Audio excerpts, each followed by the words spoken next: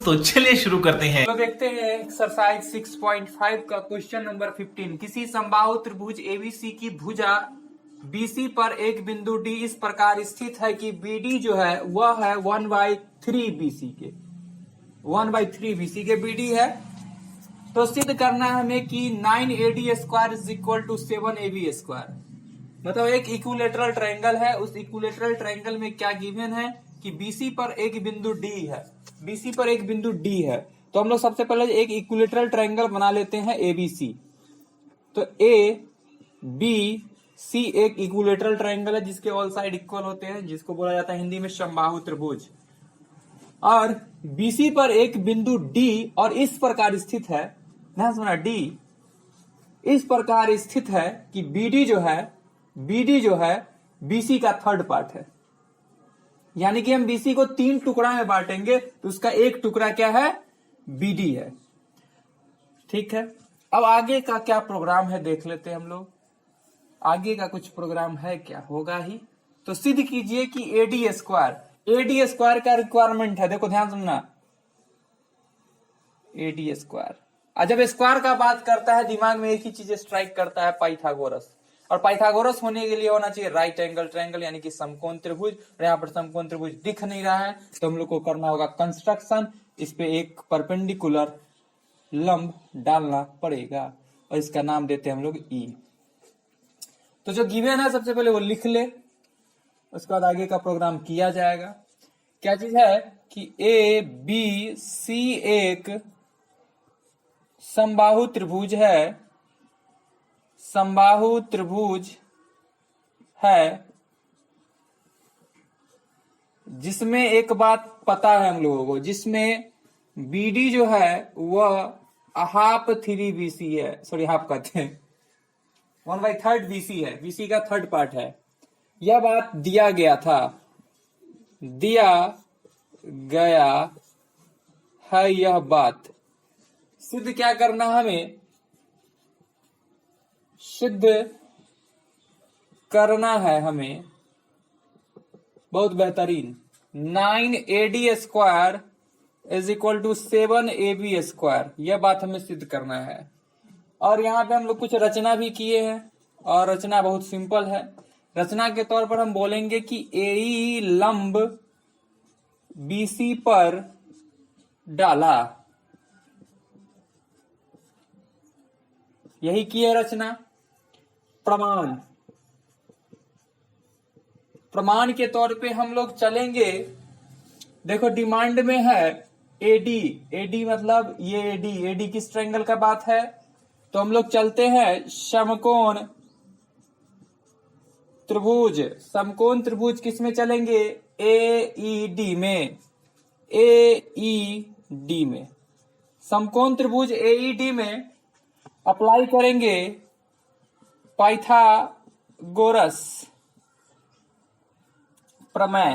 तो पाइथागोरस प्रमेय के अनुसार हम लोग जानते हैं कि कोई भी राइट एंगल ट्रायंगल में सबसे बड़ी भुजा का वर्ग अन्य दो भुजा के वर्ग के योग के बराबर होता है।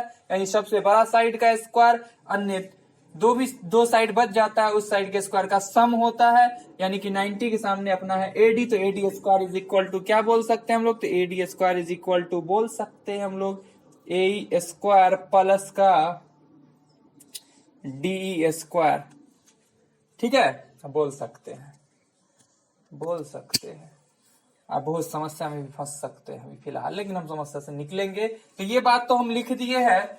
और देखो हम लोग एक और चीज मान ले, इस इक्वेशन फिलहाल के लिए एक मान लेते हैं और आगे हम लोग चलते हैं। इस ट्रायंगल का हमें परपेंडिकुलर हाइट पता है नहीं, इस ट्रायंगल का ऑल साइड इक्वल है, एक समबाहु त्रिभुज है। तो यहां पर हम लोग ये बात मान लेते हैं, माना कि मुश्किल बड़ी है नहीं, माना कि ट्रायंगल ABC में AB इज इक्वल टू है, माना कि ये बात नहीं, हम लोग चलेंगे इन ट्रायंगल ABC, लिख देंगे त्रिभुज ABC में हम लोग चलेंगे और बोलेंगे कि AB जो है वह इक्वल है BC के, वह इक्वल है AC के, वह इक्वल है A के। ये बात हमने मान लिया कि ये A के इक्वल है, यह बात हमने क्या किया, माना, लेट, यह बात हमने माना। तो ध्यान से देखोगे तो तुम लोग क्या कहोगे, कहोगे यही ना कि बीई क्या होगा, बीई क्या होगा, तुम लोग यही ना बोलोगे बीई जो होगा बीसी का क्या होगा, हाफ होगा। बोल सकते हैं ये बात कि बीई क्या होगा, बीसी का हाफ होगा, और बीसी किसके बराबर है, ए के बराबर, तो इसको बोल सकते हैं a/2 होगा, a/, क्या होगा 2 होगा।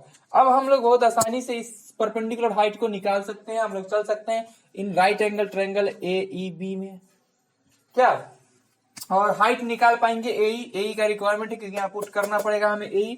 अब हम लोग चलते हैं नाउ, अब हम लोग चलते हैं किसमें, समकोण त्रिभुज AED में, समकोण त्रिभुज AED में।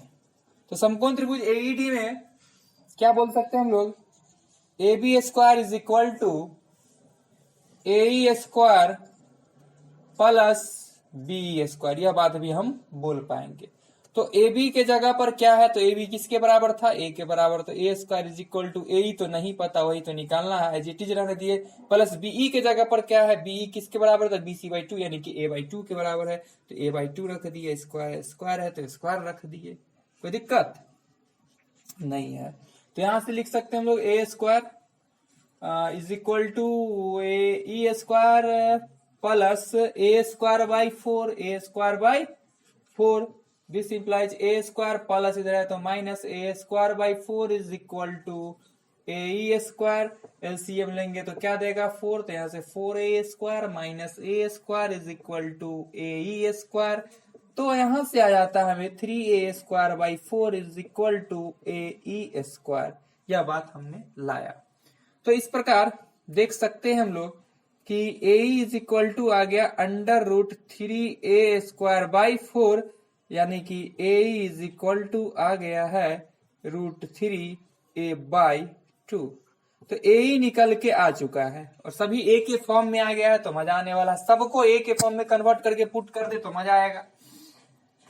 और हम लोग AD को एज इट इज रहने देंगे क्योंकि AD का रिक्वायरमेंट ऐसे ही था, ठीक है। हाँ तो चलो चलो चलो चलो, और कुछ दिया हुआ है, हाँ दिया हुआ है, यह भी दिया हुआ है, चूंकि यहाँ दिया है कि BD जो है वह इक्वल है 1/3 BC के, 1/3 BC के, तो BD is equal to BD is equal to 1/3 BC बोला है। अब BC मतलब क्या था, तो BC मतलब क्या था, A था, तो यहाँ पे बोल सकते A/ क्या हो गया 3, A/ क्या हो गया 3 हो गया, A/ क्या हो गया 3 गुना 3, ठीक है। हाँ तो अब आगे का प्रोग्राम देखते हैं और देखते रहेंगे।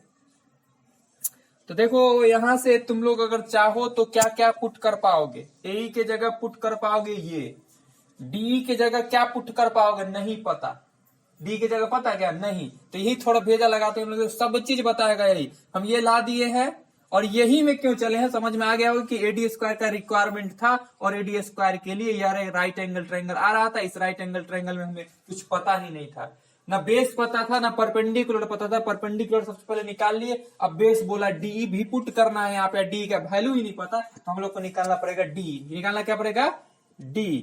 अब आगे हम लोग DE इज इक्वल टू क्या बोल पाएंगे, देखो थोड़ा सा भेजा लगना, DE is equal to gap बोल पाएंगे, तो DE के बारे में क्या बोलोगे, DE लेंथ बराबर क्या होगा, BE में से क्या घटाना होगा BD को, थोड़ा सा भेजा लगा, देखो BD हम लोग को पता है ना रे, कम से कम तो बोल सकते हैं कि BE में से हम लोग अगर BD को माइनस कर देंगे ना तो हमें DE पता चल जाएगा, तो वही काम किए हैं कि BE इज इक्वल टू क्या है, तो BE इज इक्वल टू क्या है, देखो तो BE इज इक्वल टू क्या है, देखो ध्यान से, BE इज इक्वल टू क्या है A/2 है, क्या है A/2 है, minus BD is equal to क्या है A/3 है, क्या है A/3 है, और यहीं से फेंक दिया DE का वैल्यू, तो DE इज इक्वल टू क्या, एलसीएम लेने पर क्या दिया 6 दिया है, और 2 के पारा में 6 3, तो 3A माइनस 3 के पारा 3 दूनी 6 2A, और इस प्रकार हमने देखा कि DE इज इक्वल टू आ गया है A/6। अब हमें सब कुछ पता है, अब हमें सब कुछ पता है, अब सभी वैल्यू को पुट करेंगे इक्वेशन नंबर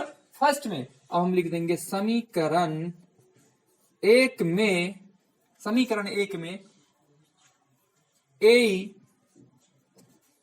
और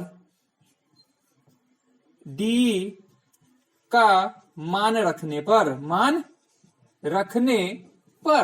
तो देखो समीकरण एक अपना क्या है, ए डी स्क्वायर है, A D square is equal to A, तो ए की जगह पर क्या है, ए की जगह पर क्या है, तो √3a/2 और है स्क्वायर प्लस डी की जगह पर क्या है, a/6 है, तो a/6 स्क्वायर है तो स्क्वायर आ रहा है कवरेज में।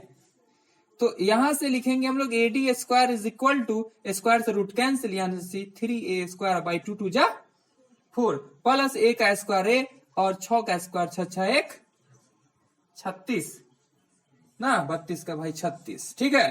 तो यहां से क्या आ जाता है, A D square is equal to, देखना ध्यान से, दोनों का एलसीएम 36 ही होगा, 36 ही होगा। 4 के पन्ना में 4 का नामा 36 होता है क्या रे, 4 नामा 36, तो 9 तिहाई 27 ए स्क्वायर, 36 के पन्ना में 36 क्या मतलब है, 36 एक मतलब है, तो एक को ए से करेंगे तो ए स्क्वायर, ठीक है। तो यहां से आ गया A D square is equal to, ये दोनों को जोड़े तो 28a² 36, और तुम्हें दिख रहा है ये कट रहा है कितना के टेबल से, 4 × 7 = 28 और 4 के नाम 36, यानी कि आ गया है 9ad² is equal to 7a²। दिख गया है, यहां तक सबको दिख गया है। और देखो दिख गया है कि 9ad² इज इक्वल टू 7, और ए किसके बराबर, तो ए तो ए बी के बराबर भी, बीसी के बराबर भी, एसी के बराबर भी, रिक्वायरमेंट किसके बराबर, ए बी के बराबर, तो ए बी जाकर के हम लोग पुट कर दिए तो ए बी स्क्वायर, और जो लाना था वह बात बहुत आसानी से प्रूव हो जाता है। तो चलो इसको तुम लोग कर लो अब नोट। मजा आया, और मैं ये जो मजा है हिंदुस्तान के हर व्यक्ति को देना चाहता हूं।